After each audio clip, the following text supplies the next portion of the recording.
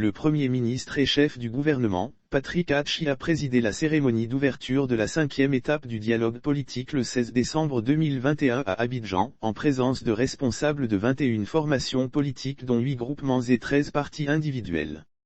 Après avoir rappelé que le dialogue politique est une initiative du président de la République, Alassane Ouattara, le Premier ministre a indiqué que la 5e phase du dialogue politique, qui s'ouvre ce jour, traduit l'enracinement irréversible de la démocratie en Côte d'Ivoire. À l'entame de ses propos, le Premier ministre a tenu à rendre hommage à ses prédécesseurs, feu les premiers ministres Amadou Gon Coulibaly et Ahmed Bakayoko, dont l'engagement, pour chacun, dans la conduite des précédentes étapes du dialogue politique, a permis d'obtenir des avancées notables. Il a invité l'ensemble des acteurs présents à observer une minute de silence à la mémoire de ces deux illustres personnalités, ainsi que de l'ex-ministre de l'administration du territoire et de la décentralisation, Issa Diakité, et de Cabran Epaye, l'ex-ministre des Transports et du Tourisme sous Laurent Gbagbo et président du Mouvement National Citoyen Alternative, MNC Alternative. Le chef du gouvernement a exhorté les responsables politiques à saisir l'occasion de ce dialogue politique pour réaffirmer leur engagement en faveur de la paix, de la cohésion nationale et de la stabilité.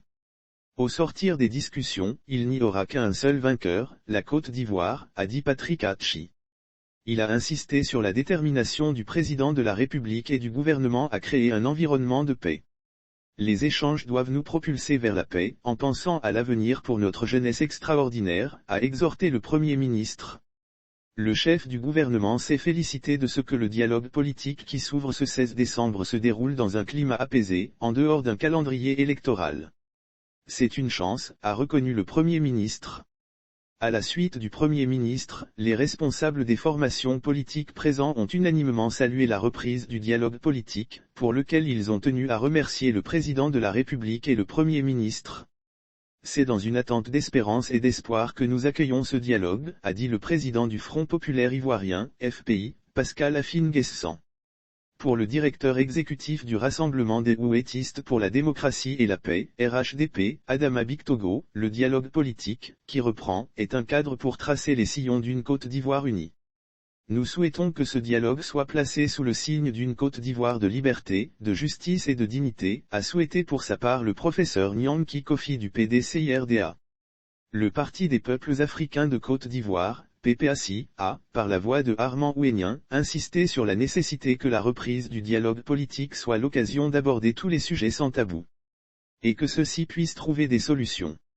Après la cérémonie d'ouverture ce jour, les discussions à proprement parler débuteront le 21 décembre prochain, a annoncé le ministre de l'Intérieur et de la Sécurité, le général de corps d'armée Wagondo Diomandé.